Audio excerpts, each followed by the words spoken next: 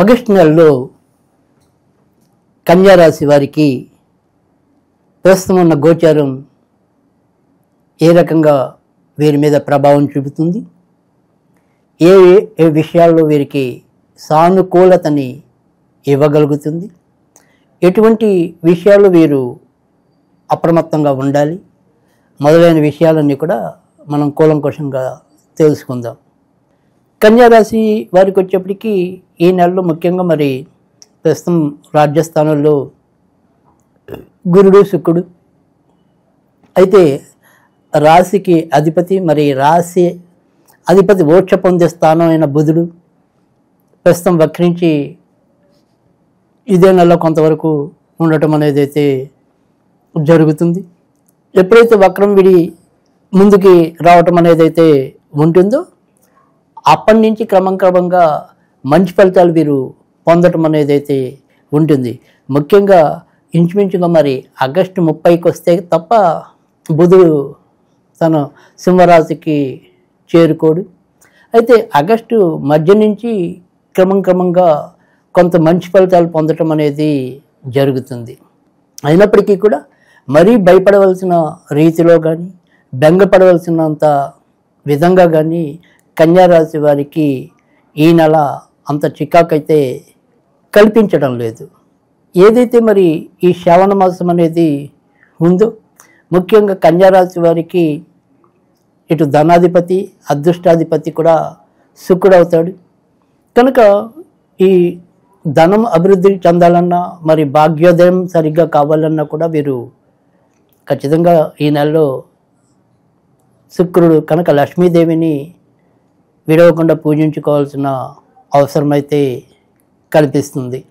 తర్వాత రెండోది వచ్చేప్పటికి ఏంటంటే కనుక వీరి యొక్క అదృష్టాధిపతి శుక్రుడు ప్రస్తుతం మరి క్రమంగా వీరికి రాజస్థానం నుంచి తర్వాత మరి లాభస్థానానికి కూడా రావటం అనేది అయితే ఉంటుంది. కనుక ఈ నెలలో వీరికి ఖచ్చితంగా మరిన్ని ఆర్థిక అంశాలు ఉపయుక్తంగా వీరికి మంచి విజయాలు లభింపజేసేలాగా ఉంటాయని చెప్పడంలో కూడా సందేహం లేదు. కానీ ఏదైనప్పటికీ కూడా ఈ సంపదలు అంటే లక్ష్మీదేవి ఉండటం అనేది ఎప్పుడు కూడా స్థిరం కాదు, చంచలత్వం అని మనం అనేక సందర్భాల్లో అనేక చోట్ల వింటూ ఉంటాం. అలాంటి చంచలత్వం అనేది కూడా ఎక్కువగా కన్యారాశిలో కనిపిస్తూ ఉంటుంది. ముఖ్యంగా మరి వీరికి ధనం మంచి యోగం ఇస్తూ ఉంటుంది, మళ్ళీ ఉన్నటువంటి జాతు ఉంటుంది. అలా ఒకే రకమైన విధానంలో ఉండదు. బట్ అవసరానికి మాత్రం ఖచ్చితంగా కన్యారాశి వాళ్ళకి ఎప్పుడు కూడా ధనం ఏదో రకంగా లభిస్తూ ఉండటం అనేది అయితే ఉంటుంది. అది ఈ నెలలో వీరు కనుక ఈ యొక్క ఆర్థిక విషయాల్ని ప్రణాళికాబద్ధంగా వెళ్ళినట్టయితే ఖచ్చితంగా మంచి విజయాలు పొందడానికి ఆర్థిక స్థిరత్వం కలగడానికి కూడా ఈ యొక్క శ్రావణ మాసం లేదా ఈ ఆగస్టు నెల వీరికి చాలా ఉపయుక్తంగా ఉంటుంది అని చెప్పడంలో కూడా సందేహం లేదు.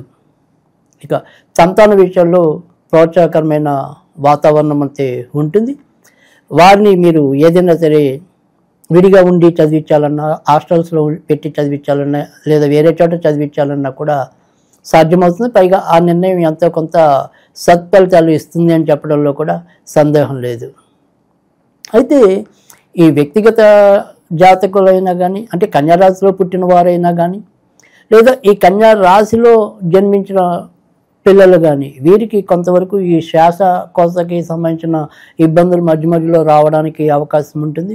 తర్వాత మళ్ళీ అదే రీతిలో మనకి అరుగుదల వాటికి సంబంధించినవి కూడా ఈ ఆహారం పడకపోవటం, సరిగ్గా జీర్ణం కాకపోవటం ఇలాంటివి కూడా ఈ నెలలో కొంతమంది మధ్యలో పలకరించి వెళుతూ ఉంటాయి. ఇక ఆరోగ్య విషయంలో అలాంటి ఇబ్బందులు అయితే మనకి ఈ నెలలో కనిపిస్తాయి. కొత్తగా వివాహం కావాలి అనుకునే వారికి కూడా ఇప్పుడు ప్రస్తుతం మంచి యోగ్యవంతమైన పీరియడ్ అయితే నడుస్తుంది. అయితే ప్రస్తుతం మరి రాశిలో కుజుడు వచ్చి చేరటం వల్ల వీరు వివాహం పట్ల కొంతవరకు ఉత్సాహం చూపించకపోవటం, తర్వాత కోపతాపాలు నియంత్రణలో లేకపోవటం అనేది అయితే కనిపిస్తుంది. ఇక కొత్తగా సంతానం కావాలి అనుకునే వారికి ఖచ్చితంగా కొంతవరకు అడుగులు ముందుకెళ్తాయి. కానీ జాగ్రత్త తీసుకోవాలి. ఏదైనప్పటికీ కూడా మొదటి 2-3 నెలలు కూడా ఖచ్చితంగా ఈ కన్యా రాశిలో వీరికి ఏదైనా సరే ఇప్పుడు అనుకోకుండా మన మాతృ అంటే ఏదైనా సరే మహిళలు కొద్దిగా ఆ రకంగా సంతానవతులు అయితే కనుక ఖచ్చితంగా ఆ సంతానాన్ని కాపాడుకోవటం అనేది, ఆరోగ్యపరంగా జాగ్రత్తలు తీసుకోవటం అనేది ఈ నెలలో ఉన్న గ్రహస్థితి అనివార్యమని కూడా చెప్పవలసి ఉంటుంది. ఇక విదేశాలకి వెళ్ళాలి అనుకుంటే కనుక సాధ్యం కాదు. బాగా ప్రయత్నాలు బలంగా జరిగితే తప్ప వెళ్ళటం అనేది కొద్దిగా కష్టం. కానీ విదేశాలకి వెళ్ళకపోయినప్పటికీ కూడా అంటే విదేశాల్లో ఇప్పటికే ఉంటే కనుక ఖచ్చితంగా వాళ్ళు చాలా మంచి అభ్యున్నతికి రావటం అనేది, అనుకోకుండా మంచి అవకాశాలు పొందటం అనేది కూడా కనిపిస్తోంది. ఇంకా సినిమా రంగంలో ఉన్నవారికి, మీడియా రంగంలో ముఖ్యంగా ఎలక్ట్రానిక్ అండ్ ప్రింట్ మీడియాలో ఉన్నవారికి చాలా మంచి అవకాశాలు పొదిగిపుచ్చుకోవటం అనేది కూడా జరుగుతుంది. స్త్రీలకు ఉపయోగపడే వ్యాపారాలు అంటే ముఖ్యంగా కాస్మెటిక్స్ అవ్వచ్చు, జ్యువెలరీ అవ్వచ్చు, అలా ఫ్యాషన్ డిజైన్ అవ్వచ్చు, ఇలా ఏదైనప్పటికీ కూడా వారికి సంబంధించిన అంశాల్లో కూడా చాలా చక్కటి పురోభివృద్ధి పొందడానికి కూడా అవకాశాలు అయితే కనుక మనకి ఈ ఆగస్టు మాసంలో ఎక్కువగా కనిపిస్తున్నాయి. పార్ట్నర్షిప్ వ్యవహారాల్లో మాత్రం చిన్న చిన్న ఇబ్బందులు ఉంటాయి, కానీ చివరి నిమిషంలో అయితే కనుక పరిష్కారం అయితే లభిస్తుంది. ప్రేమ పెళ్లిలో ఉన్నవారికి ఈ నెల కొద్దిగా ప్రోత్సాహకరంగా ఉండదు. వారి వారి యొక్క మనోరథాలని పెద్దల ముందు ఇష్టపూర్వకంగా అంటే ఏదైనప్పటికీ కూడా సంకోచం లేకుండా చెప్పడంలో, వ్యక్తీకరించడంలో కొంత తడబాటు ధరను అయితే తొంగి చూస్తోంది.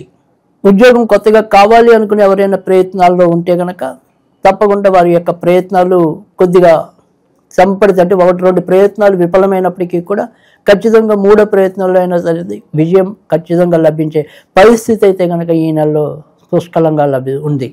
కనుక ఉద్యోగాలు కావాలనుకునేవారు మరి మీ యొక్క నిరాశల్ని, నిస్పృహల్ని పక్కన పెట్టి చంచలత్వాన్ని పారదోలి ఖచ్చితంగా మీరు వాటికి సంబంధించిన ప్రయత్నాలు చేయండి. విజయం పొందే పరిస్థితి అయితే నెలకొంటుంది. ఇక ఇదే కన్యా రాశిలో పుట్టిన యుక్త వయసు ముఖ్యంగా అమ్మాయిలు ఎవరైతే ఉంటారో అమ్మాయిలు కొంతవరకు వారి యొక్క ప్రవర్తన విషయంలో కొంతవరకు జాగ్రత్తగా ఉండాలి, లేదా ఆకర్షణల విషయంలో కొంతవరకు ఈ నెలలో జాగ్రత్త తీసుకోవాల్సిన అవసరం అయితే కనుక పుష్కలంగా కనిపిస్తోంది. ఇక వ్యాపారస్తులకి అంటే మనం ఇందాక చెప్పాం స్త్రీలకు సంబంధించిన వ్యాపారంలో ఉన్న వారికి అయితే కనుక ఇంకా ప్రోత్సాహకరమైన వాతావరణం ఉంటుందని, అలా కాకుండా కూడా మన భవన నిర్మాణ రంగంలో ఉన్నవారికి మంచి ఫలితాలు ఉంటాయి. తర్వాత మరి గర్భాలకి అంటే స్త్రీలకు సంబంధించిన ఎవరైతే వ్యాధి నిపుణులు ఉంటారో వాళ్ళకి కూడా చాలా ప్రోత్సాహకరమైన వాతావరణం అయితే కనుక ఈ యొక్క ఆగస్టు నెలలో ఉంటుంది. ఇక ఈ ఆగస్టు నెలలో మరి కన్యా రాశి వారు ఎటువంటి పరిహారాలు పాటించినట్టయితే కనుక మరింత ఆర్థిక ప్రగతిని, సుస్థిరమైన శాంతిని, మనశ్శాంతిని పొందుతారో దానికి మనం ఈ నెలలో ఏం చేయాలి అంటే కనుక ఖచ్చితంగా మరి వీళ్ళు మొదట్లోనే చెప్పుకున్నాం, ఏదైనప్పటికీ కూడా ఈ యొక్క లక్ష్మీదేవిని పూజించవలసిన అవసరం ఉంది అని చెప్పి, తర్వాత ముఖ్యంగా ఏదైనప్పటికీ కూడా వీళ్ళకి వంశపారంపర్యంగా ఈ వరలక్ష్మి వ్రతం చేసుకునే విధానం ఉంటే కనుక తప్పకుండా వీరు మానకుండా చేసుకోవటం అనేది అవసరం. అయితే ఈ వరలక్ష్మి వ్రతం అనేది ఏంటంటే ఈ శ్రావణ మాసంలో మరి 2వ వారంలో చేయాలనేది చాలామందికి అనుకుంటూ ఉంటారు, కానీ ఈసారి మరి మొదలవటమే శ్రావణ మాసం మొదటి శుక్రవారంతో మొదలైంది కాబట్టి 3వ శుక్రవారం అంటే ఆగస్టు 8వ తారీఖున మనం చేసుకోవాల్సిన అవసరం ఉంటుంది. కనుక పౌర్ణమికి ముందు వచ్చే శుక్రవారమే మనకి ప్రధానం. కనుక పౌర్ణమి ముందు శుక్రవారం నాడు ఈ యొక్క వరలక్ష్మి వ్రతం ఆచరించినట్టయితే కనుక మంచి ఫలితాలు ఉంటాయి. కనుక కన్యారాశి వారు ఏమాత్రం అవకాశం ఉన్నా కూడా వరలక్ష్మి వ్రతాన్ని ఆచరించుకోవటం అనేది అవసరం.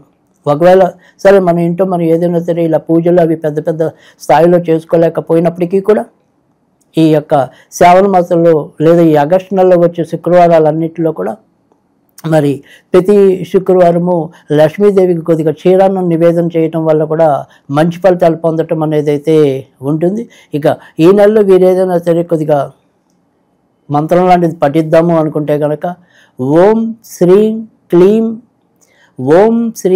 క్లీం లక్ష్మీ వల్లభాయే నమః, ఓం శ్రీం క్లీం లక్ష్మీ వల్లభాయే నమః. ఇది పఠించడం వల్ల మరి లక్ష్మీనారాయణులు ఇద్దరి యొక్క అనుగ్రహం కూడా వీరికి లభించడం అనేది అయితే జరుగుతుంది.